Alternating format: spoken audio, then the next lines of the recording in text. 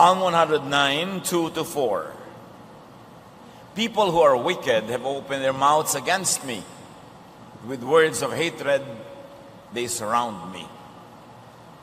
Tunay sa buhay nating lahat, nakakadama tayo panaka-naka, paminsan-minsan na may mga taong nagsasalita ng masakit, masama, mga taong nagagalit, namumuhi sa atin, kumisan wala namang dahilan. Dealing with haters. Paano nga ba pakikisamahan, pakikitunguhan, yung mga taong galit na galit, namumuhi sa atin? There are really many haters. At dapat nating isuko sa Panginoon ang mga issue na ganito para hindi tayo masira, masaktan, at patuloy na mabagabag. Panginoon, salamat po dahil kayo ang aming pwedeng takbuhan, kayo ang aming pwedeng silungan, sandalan, panghawakan sa mga panahon na kami ay nakakadama ng galit, pagkamuhi, even ng violence ng aming kapwa. Sa sandaling ito, Panginoon, nais aming marinig ang inyong tinig, turuan nyo kami takayin, pero bago ang yan ay kami, pakalinisin nyo po, Panginoon. Kinikilala namin ang aming mga pagkukulang, mga pagkakamali. Punuan nyo po kami, Panginoon, ng inyong patawad, pag-ibig, at buuin nyo ang mga nasisira sa amin. Buuin nyo ang mga nagkakaroon ng lamat, mga bitak, at mga pagkakasira sa aming pagkatao. Buuin nyo ang aming loob, ang aming damdamin. Pakalinisin nyo kami at gawing karapat-dapat na tumanggap ng inyong pagtuturo. Kayo lang po ang mangaral. Nais naming marinig ay tinig nyo lamang, gamitin nyo lamang inyong lingkod na daluyan ng inyong pagpapala tungo sa aming lahat. Glorify yourself, teach your people. We honor you, we thank you. In the name of your Son, Jesus, our Lord and Savior. Amen. Haters. Kuminsan mga strangers yan, mga hindi nating kilala, nagagalit sa atin. Minsan naman kilala natin, neighbors. Minsan workmates. Sa workplace, may mga nagagalit sa'yo, namumuhi sa'yo, sinisiraan ka. And sometimes haters can come from the ranks of our so-called friends. At ang isa sa mga masakit kung galing yan sa ating pamilya, mga kamag-anak. But what do? Haters gonna hate. Talagang may mga queen of hatred and mga king of hatred. Ano ang pwede nating blessing na makuha sa mga haters? O sa kabila ng may mga haters tayo? From haters, learn about yourself. Ang mga haters, sinasabi sa atin yung katotohanan na kuminsan hindi masabi ng ating friends and lovers. Kaya meron din tayong pwedeng mapala sa kanila. Bagamat marami silang sasabihin hindi totoo, o exaggerated, o kalahati lang ng totoo, kalahating mali. Pero meron at merong mga katotohanan tayong pwedeng mapulot sa kanila. Kaya mga haters, yung mga detractors, pwede yan maging parang salamin na pwede nating makita ang ating sarili.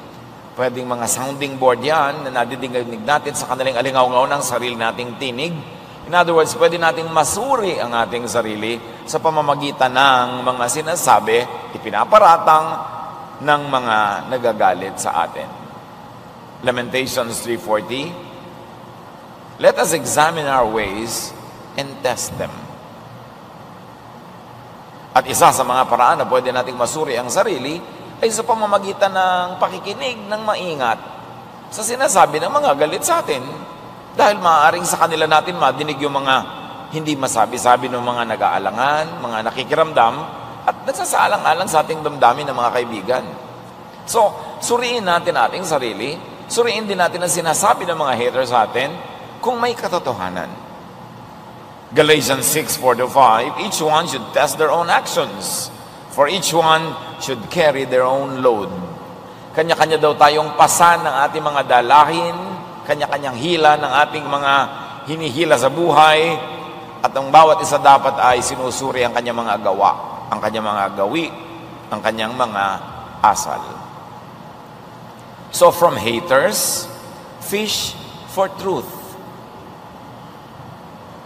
Out of the mouth of haters, sometimes the truth could come. It comes from the mouth of haters. Kasi nga wala silang preno-preno, wala silang paggalang at pagsasaalang-alang, kaya maaaring masabi nila yung mga katotohanan na mahalagang dapat din nating malaman. Kumbaga, kung pag nangingisda ka, ganon din ang gawin mo pagka may hater. Tingnan mo, baka may maisda ka, may mahuli ka, may makita ka na katotohanan. John 8:32, you will know the truth, and the truth will set you free. And it doesn't matter from whose mouth the truth comes. Truth is truth. If it comes from people who love you, if it comes from people who hate you, truth is truth that must be heard.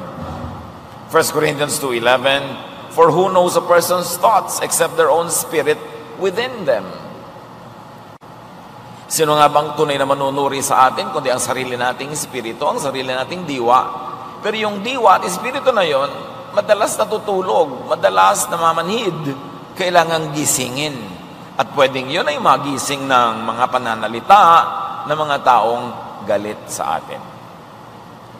Kung meron naman sa atin ngayon na hindi, sasabihin mo, ay walang galit sa akin, hindi ko issue yan, hindi ko problema yan. Pero siguro may mga nagagalit na nagkukwento sa inyo tungkol sa ibang tao, gamitin nyo rin itong mga pinag-aaralan. Suriin nyo rin kung may katotohanan, totoo ba? Yung bang taong kinagagalitan niya, kinamumuhian niya, ay pwede nyong matulungan by analyzing kung ano ang totoo dito sa sinasabi nitong nagagalit. And in your own friendly way ay makatulong ka dun sa tinutukoy niya para maituwid ang pagkakamali ng tinutukoy niya. So ang lahat ng mga ito ay pakikinabangan natin kung ating uunawaing mabuti. Filter hateful words for nuggets of gold. Kumisan sa galit na sinasabi ng iyong asawa, nagagalit ka agad, hindi mo tuloy nadidinig ang tunay niyang mensahe. Pag may nagbubunga nga, gusto mong magbunga nga rin, malakas ang boses niya, mas lalakasan mo yung sayo, hindi mo madidinig ang sinasabi niya. Yung mga nagsasala ng ginto sa mga ilog, mga gold panners, kumukuha sila, sumasalok sila ng maraming buhangin, maraming lupa, at sinasala nila para makita nila kung may matitirang mga ginto doon. Ganon din ang gagawin natin pag kami mga nagtatambak-tambak ng pagkarami-raming salita sa ating tenga, salain natin, kahit na masakit ang mga sinasabi, kasaba kami makita tayo mga pira-pirasong ginto ng katotohanan na pwede nating magamit for self-improvement. In fact, pwedeng ituring ang mga sinasabi ng taong galit sa atin na payo, na aral. Kung magiging kalmado lang tayo sa pakikinig at susuriin at hahanapin kung ano ang totoo sa mga sinasabi nila. Proverbs 19:20, listen to advice and accept discipline, and at the end you will be counted among the wise. And haters could be our unintended advisors. Yung mga haters na nagsasalita sa atin na masasakit, kuminsan ang gusto lang nilang gawin ay saktan tayo, pero kung tayo'y matalino at hindi nagpapadala sa bugso ng damdamin, sa pakikinig na mabuti, maaari tayong makinabang at may mapala tayo sa kanilang mga pagbubunganga, sa kanilang ranting, sa kanilang mga sigaw at mga galit, o kaya mga bulong-bulong. Kasi hindi naman lahat ng haters sumisigaw, mayroon pabulong kung mga atake. Mainam pakinggan. Benefit if you have haters. At least may pinakinabang ka. Guided by their truth, improve yourself. Pag kami nagsabi sa iyong, napakatamad mo, ang dami-dami ko pinapagawa sa iyo, hindi mo ginagawa, isipin mo, totoo naman na, thank you for telling me that. Salamat sa paalala. Pag may nagsabi sa iyo, ang pangit-pangit mong manamit, naisip mo, may point. Salamat, mag-i-improve ako ng aking pananamit. Kasi mga kaibigan ko, hindi naman sasabihin yan eh. Kasi naaawa sa akin o ayaw sabihin. Pero may nagsabi sa'yo dahil kagalit mo, maaari ka ngayon makinabang. Psalm 109, 2-4, people who are wicked have opened their mouths against me. With words of hatred they surround me. But I am a man of prayer. Maraming sinasabi ang mga tao laban sa akin, masasakit. Pero ako isang taong madalanginin. At kahulugan din ng madalanginin yung mapagbulay-bulay, mapagmuni-muni. You reflect. So, yun ang tamang sagot sa mga wicked. Yun ang tamang reaksyon sa mga nagsasalita ng masasakit. Be prayerful. Reflect. Mag-quiet time ka. Suriin mo kung ano ang blessing na maaari mong makuha sa sinasabi niya. Lalo't nasaktan ka todo, dapat may pakinabang ka para hindi ka lugi. At ang pakinabang lang ay matuto sa sinasabi niya. At dahil sa natutunan, ay lalong ayusin ang sarili. Ano pa ang marapat nating reaksyon sa haters? Mga laging galit sa atin, laging namumuhi. Limit, minimize, and if needed, cut your engagement with haters. Pag alam mong galit sa'yo, magagalitin, o likas na gano'n ang karakter, kontian lang ang pakikitungo. Sa ating wika, maraming salita na tinutukoy ay antas o degree ng pakikipagkapwa. Una, pwede kang makihalubilo. Pwede kang makisalamuha. Pag nilalim-laliman mo pa, pwede kang ngayong makipagmabutihan. Pwede kang makisama. Then pwede kang makisangkot. At yung pinakasukdulan, pwede kang makiisa. Alin doon ang ibabagay mo sa mga haters? Dapat makihalubilo ka lang. Huwag kang makisama. Huwag kang makisangkot lalo na. Huwag kang makipagmabutihan. Huwag kang makiisa. Kasi gulo ang iyong papasukin. Ang mga Arabo'y may kasabihan, close the door that brings in the draft. Isara daw ang pinto na pinapasukan ng ambon, ng ulan, ng ampias, tawag sa Laguna. So, pinapasok ka pala, di isara mo. May mga taong haters, nagpapadala sa'yo ng hate mail, nagpapadala sa'yo ng mga hate messages, lagi kang binubulungan, sinasabihan ng mga hateful words. Limit your engagement. Ang dapat nga doon, iwas. Proverbs 9:7-8, whoever corrects a mocker invites insults. Whoever rebukes the wicked incurs abuse. Do not rebuke mockers or they will hate you. Rebuke the wise and they will love you. Words of wisdom from Proverbs. Pag lagi mong gustong ituwid ang sinasabi ng mali, ikaw ay nang aakit lamang ng panglilibak o pangiinsulto o panglalait niya. Kasi pag itinutuwid mo yung masamang tao, magagalit sa sayo, aabusuhin ka niya sa salita, sa gawa. Sasaktan ka niya ng salita o sasaktan ka niya physically. Kaya sabi, huwag mo nang ituwid yung mga mockers. Huwag mo na silang sikapan pa na pagsabihan, lalo sa Facebook. Merong nagrarant, nagagalit, nagmumura, huwag mo nang patulan, huwag mo nang ituwid, kasi hindi mo maitutuwid. Yung mga ganong tao, ang gusto nila lang maglabas ng mga galit nila at makagalit ng iba, magtatagumpay sila pagka ikaw ay na pumasok sa kanilang mga lambat at ikaw ay nahuling parang isda doon. So, the wise you may rebuke, because the wise when rebuked will love you. But the wicked will hate you when you rebuke them. Don't bother. Mapapaaway ka lang. May mga chismosa, nagkakalat ng mga maling chismis. Huwag mo nang puntahan para ituwid. Mamaya, nagpapagulong-gulong na kayo, nagsasabunutan na kayo. Kasi hindi naman magpapatuwid yun Karakter na nga niya yun. Galatians 5:15, if you bite and devour each other, watch out or you will be destroyed by each other. So pagka may asong ulol, umiwas ka. Hindi mo siya mabibigyan ng sense. Pagka mayroong war freak, gustong mang-away, gustong makipagkagalit, gustong makipagbabag, lumayo ka. Wala kang mabuting mapapala. At maganda, lalo't na-identify mo na yung mga tao, mga haters, mga laging may sama ng loob, may galit, may hinanakit, may sumbat.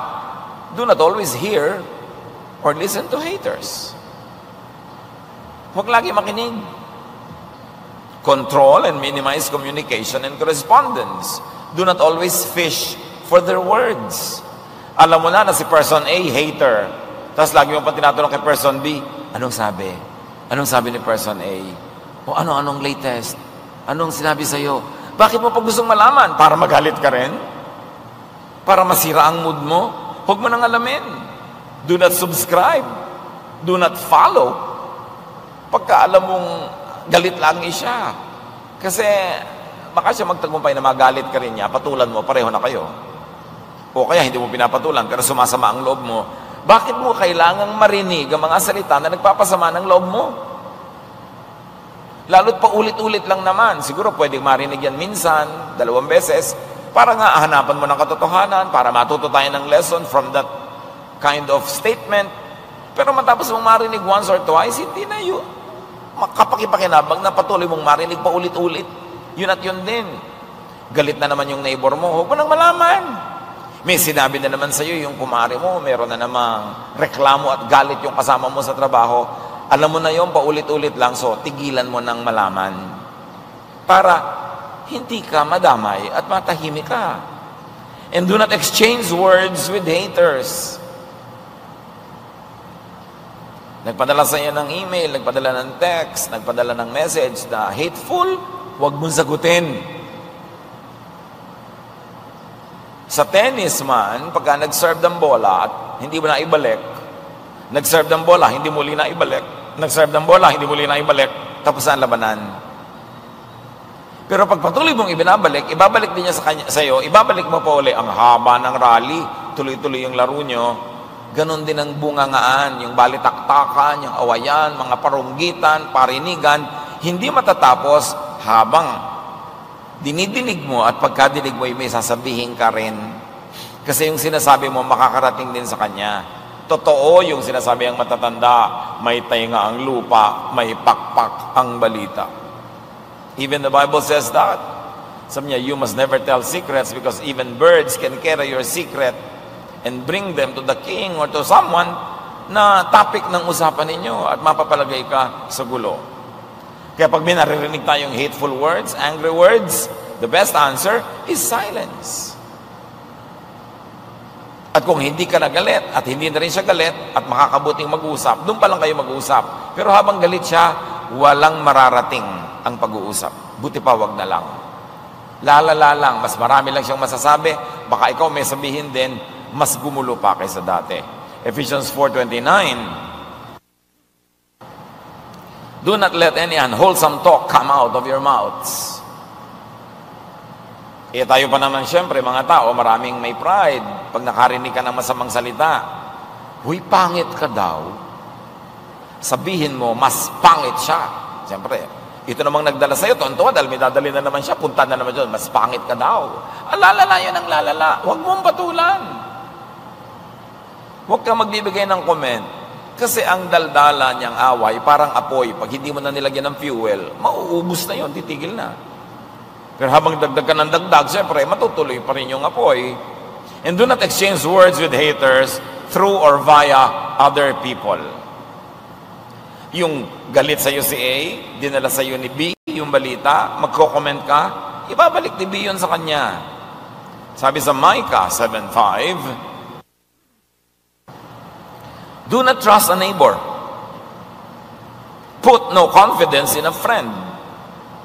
Even with the woman who lies in your embrace, guard the words of your lips. Pakaingatan mo daw ang mga salita mo at huwag kang laging magtiwala sa kapitbahay, sa kaibigan, at kahit sa iyong asawa. Kasi maaaring maulit niya, sinasadya man o hindi, nadulas yung dila, nasabi rin. So kung ayaw mong kumalat, ayaw mong lumaki ang gulo, huwag ka na lang kumibo kahit sa asawa mo. And it goes for asawang lalaki or asawang babae. Kasi kung minsan, may nasabi ka, galit na galit siya sa kagalit mo, mabibitawan din niya yung salita na yun. O kaya, tingin niya, wala siyang sariling authority. Ikaw meron, ikaw yung nagsalita, i-quote ka niya para magmukhang malakas yung statement niya. Hahaba at hahaba ang gulo. 2 Timothy 2:16, avoid godless chatter because those who indulge in it will become more and more ungodly. Iwasan daw yung mga usapang hindi maka-Diyos. Kasi hindi matatapos. Huwag tumabla sa mga haters. Do not level with haters, but instead stay on high moral ground. Nagpapakababa siya. Nakikipag-away siya. Humahanap siya ng gulo. Wala siyang respeto sa sarili, walang respeto sa iyo. Huwag kang pumatol. Huwag kang tumabla. Kasi magiging pareho lang kayo. Pangit pala ugali niya. Sinuklian mo ng pangit na ugali, di pareho lang kayo. Mababa pa lang ang antas ng kanyang pagkatao, tapos tinablahan mo siya, di pareho lang kayong mababa ang pagkatao. Do not be a hater. Even people hate you, because that would mean defeat. Nagtagumpay ang kadiliman, nagtagumpay ang kasamaan, ikaw na mabuti, napasama na rin ng masama, di pareho lang kayo. Matthew 5:44-48, sabi ng Panginoong Jesus,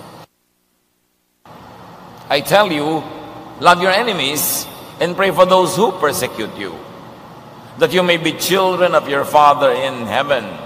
He causes His sun to rise on the evil and the good, and sends rain on the righteous and the unrighteous. If you love those who love you, what reward will you get? Are not even the tax collectors doing that? Napakalino ng turo ni Jesus. Ibigin mo ang iyong kaaway.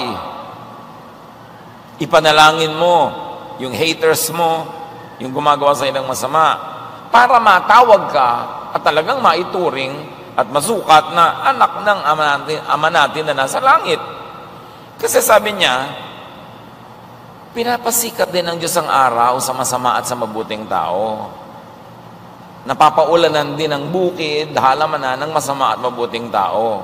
Ikaw, kung magiging mabait ka lang sa mabait sa'yo, kahit mga masasamang tao, ganun mabait din sila sa mabait sa kanila. Kung mahal mo lang yung nagmamahal sa'yo, kahit mga kriminal, ganun din. Mapagmahal din sila sa nagmamahal sa kanila. Pero anak kayo ng Diyos, dapat mahigitan ninyo ang mga yan. So, ang sumusukli ng kabutihan sa kasamaan, yun ang anak ng Diyos.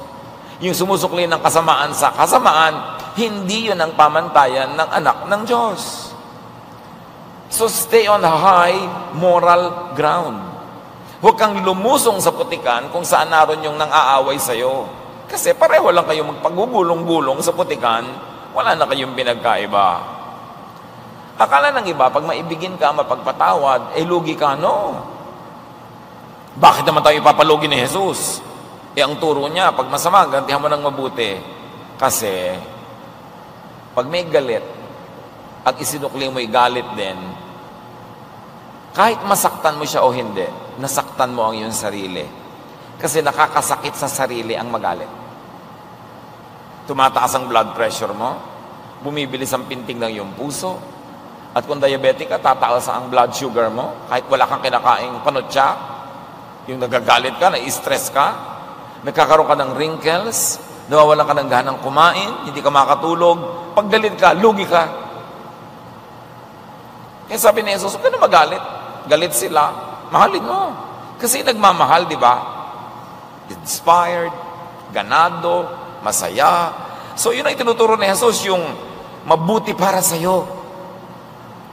At mabuti rin para sa kapwa.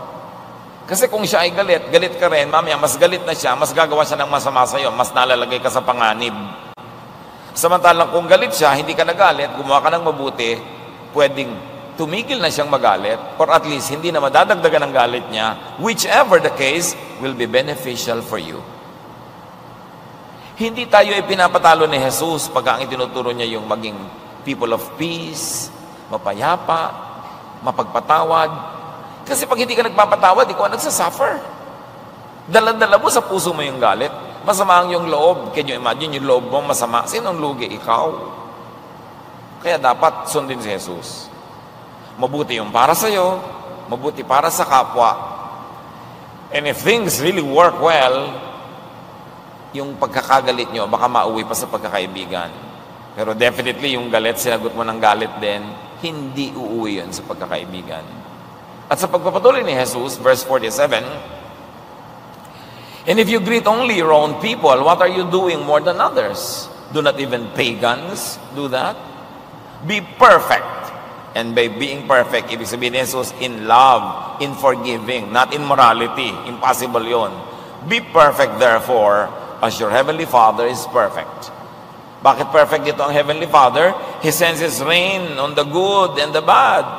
He lets His sun shine on the good and the bad. Yun ang perfection ng Father na tinutukoy dito. Kaya pag sinabi sa iyong, be perfect as your Father is perfect, ibig sabihin, be perfect in love, be perfect in forgiving, be good to the good and the bad.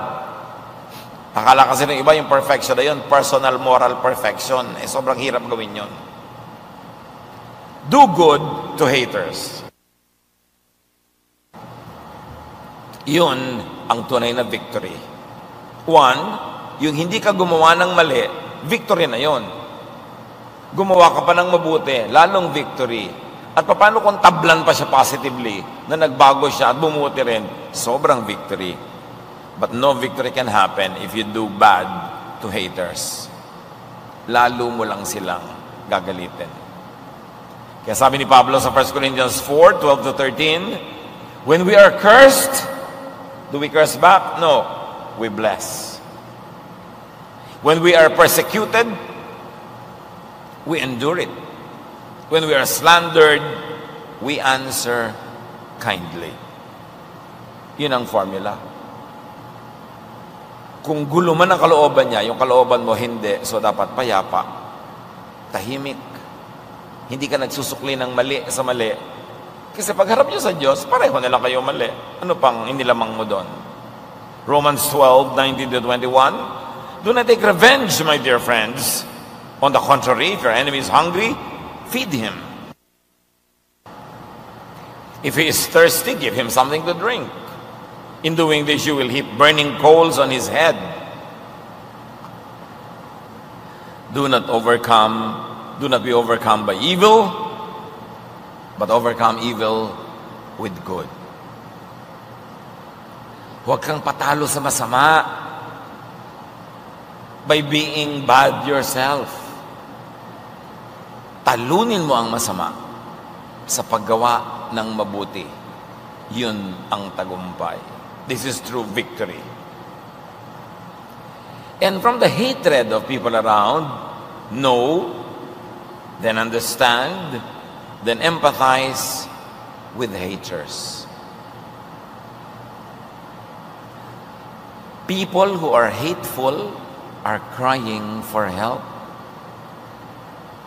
Yung sobrang bungangera, sobrang loud, may emptiness sa loob niya yan. Yung sobrang pa-impress, sobrang magyabang, may insecurity yan na pinipilit niyang takpan. Yung laging galit sa mundo, sugatan yan. Maraming nasugat sa kanyang puso. Maraming nanugat sa kanya.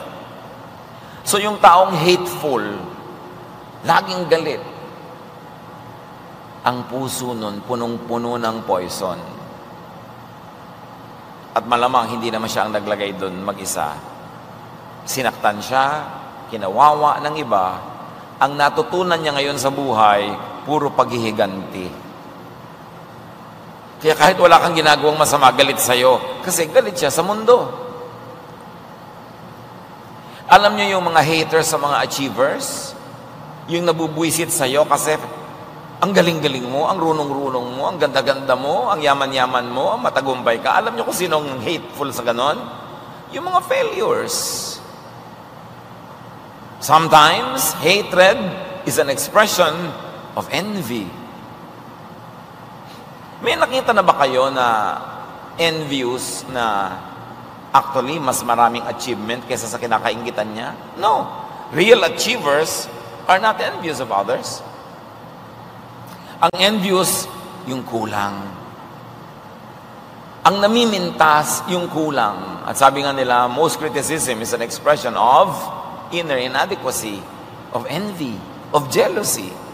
Kasi kung naaawa ka sa isang tao dahil pangit siya, talaga bang lalaitin mo siya? Di ba naaawa ka, papagandahin mo siya. Pero kaya mo siya nilalait-lait at pinapalabas mo ang kapangitan niya kasi may inggit ka. Kaya yung mga walang love life, inggit na inggit sa mga mabili eh. Very loose ang babaeng ito. Walang kwentang babae. Ang daming manliligaw.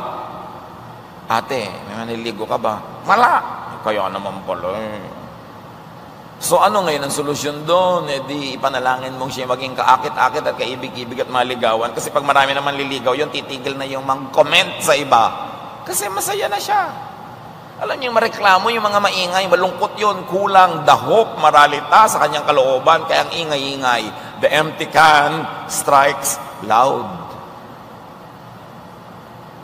Subukan nyo na may nalaglag na lata na punong-puno, di ba tahimik lang, pero yung walang laman, klang, klang, klang, klang, klang. Wala kasing laman. Kaya yung mga taong, klang, klang, klang, klang, klang, klang, klang, klang. Merong walang laman na kalooban, empty.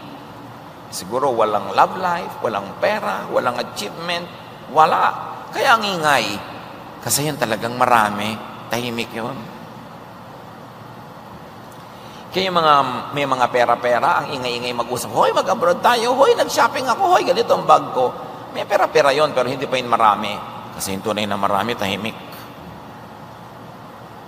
So yung tahimik, kahit may kulang ka, pero tahimik ka, baka mapagkamalang kang puno. So mabuti pa manahimik ka na lang. Kasi habang nag-iingay ka, binibisto mo lang yung sarili. Kailangan quiet ang tao. Yung tahimik ka lang. Huwag mong patulan yung maiingay. In fact, mga anak ng Diyos, imbes mainis tayo at magalit, sikapin natin unawain. Kasi pag naunawa mo na, magsisimula ka ng maawa. Magsisimula ka magkaroon ng malasakit, hindi ka magagalit. Itatrato mo siyang pasyente kesa kalaban. Sabihin, pasyente po ba sa mental hospital? Kahit saan ang hospital, basta pasyente. Hindi mo kalaban. Kailangang magamot. Kailangang matulungan.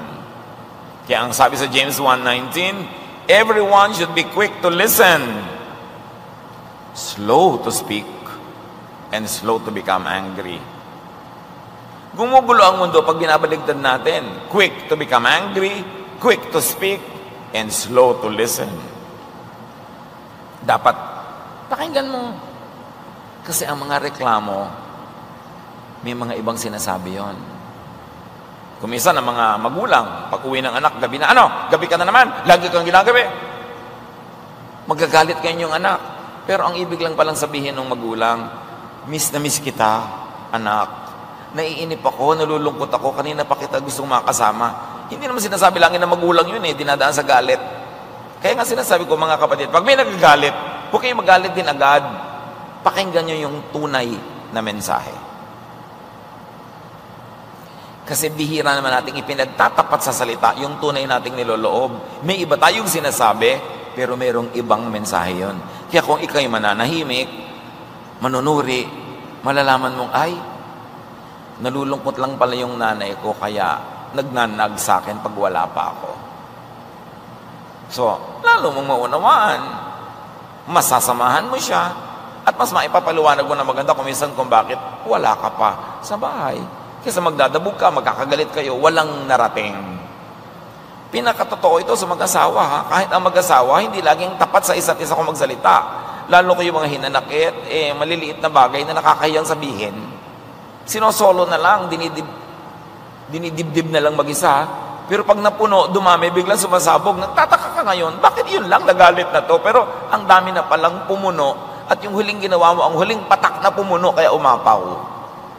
Diba? Hindi naman siya pwedeng mapuno sa walang kakwenta-kwenta kung hindi maraming ipon. Kumisa sabi na, para yan lang, nagalit ka na, galit ka na. Hindi lang yan. That's the last drop that filled me to the fall. Galit na ako. Diba? Sabi mong ganon. Kasi ang dami na. Pero hindi ka kasi nakikinig. Nagsasalita siya. Nagsasalita ka rin. Makikipag-away ka. Walang mararating. Makinig. Be silent. Romans 12:17, do not repay anyone evil for evil. Be careful to do what is right in the eyes of everyone, especially in the eyes of those who are ranting, who are angry. Dapat tama ang pakitungo mo sa kanya. Every anger, every hatred is a cry for help. That's why angry people, hateful people, envious people, actually are needy of help. So hindi nila kailangan na awayin mo rin sila. Ang kailangan nila, tulungan sila para malutas nila yung malalalim nila mga pangangailangan para tumigil silang maging ganon. May mga nakita ako sa internet ng mga quotes tungkol sa mga haters. Yung isa, sabi, huwag niyong patulan. Well, you don't have to like me. I'm at a Facebook post. If you don't like me, that's too bad. We both lose. Lugi ako, hindi mo ako gusto, pero lugi ka rin kasi biro mo, hindi mo ako gusto. Di lugi ka. Yung ganon, huwag niyong patulan kasi nangangailangan ng tao. At maraming haters talagang underachievers. Kaya galit sa mundo. Therefore, they need help. Mga anak ng Diyos, huwag tayong makireact sa kanila tulad ng pakikireact ng mga karaniwang tao lang. Kasi meron tayong Diyos sa ating puso, may teaching sa atin si Jesus. Ng mga haters natin, ituring nating mga pasyente natin na dapat tulungan para gumaling. Sa Psalm 69, 14-15, merong prayer dyan. Rescue me from the mire, do not let me sink. Deliver me from those who hate me, from the deep waters. Do not let the flood waters engulf me, or the depths swallow me up, or the pit close its mouth over me. So pag may mga haters, may mga nagagalit, pray. Because God is ever present, and God is only a prayer away. At imbes na magpalabas tayo ng galit din, sa Diyos tayo makipag-usap. Sa Diyos yung isumbong. Makipag-usap kayo sa Diyos, at sa Diyos tayo humingi ng tulong. And pray, do not let me lose to haters. How do you lose to haters? When you become a hater too. Pag hate ka niya, tapos na-hate mo rin siya, talo ka. Galit sila sa mundo, nagalit ka na rin sa mundo, talo ka. Stop the hating. Kung tayo yung may hatred, tayo yung kinakamuhian, o tayo yung sinasabihan ng dalawa at nasa gitna tayo, do what you can to stop it. Forgive. Start non-hate. Proceed to understanding, to empathy, then to love. And that's when you achieve Jesusness. Dahil si Jesus ang ating modelo, si Jesus ang halimbawa, si Jesus ang nag-uutos, nagtuturo, do not return evil for evil. Dear Lord, teach us. Sino man sa amin ngayon sa kalagitnaan namin ang nagdurusa dahil mayroong hater, open up our eyes, our hearts, our minds, so we could become more like Jesus. Gentle, more understanding, and if possible, even loving. Turuan mo kami, Lord, na magtagumpay pag may hater, na huwag kaming maging tulad nila, kundi manatili kaming magandang halimbawa para sa kanila, nang maakay namin, even our haters, to your Son, Jesus. At kung meron sa aming kalagitnaan ngayon na siya yung hater, maraming bitterness, maraming galit, maraming panghihinayang, maraming hinanakit, ituro mo sa amin kung saan kami nagkamalit, nagkulang para maituwid namin ang aming buhay, maging tama ang landas namin, at yung mga gusto namin ay magdatingan ng mga blessing sa amin. Ituro mo sa amin, Panginoon, na baguhin ang aming sistema. Huwag kami masyadong maingay, huwag kami masyadong palasalita, huwag magbitaw ng mga masasakit na salita na nag-uudyok sa iba na magbitaw din ng masasakit na salita at hindi na matapos-tapos ang mga sakitan. Teach us, Lord, from our sad experiences. Turuan mo rin kaming mamagitan sa mga dalawang taong nagmumuhian at nagkakagalit na sa pamamagitan namin magkakaroon ng kapayapaan, unawaan. Use us as agents of peace, as agents of healing. Pagbulay-bulayin natin, mga kapatid, ang mga salita na nagmula sa Biblia, how we can deal with our own hatred, how we can deal with haters. Bow before the Lord, and in some silence, ponder the meaning of everything that we have discussed right now. Lord, sa pananahimik po ng inyong mga anak, turuan mo ang bawat isa kung paano makikitungo at paano pakikitunguhan ng mga haters. At lalo na kung kami mismo yung maraming hatred, paano namin bubunutin ito sa aming buhay at mataniman kami ng pag-ibig, ng kapayapaan, at ng mabuting kalooban. Be with the Lord in silent reflection.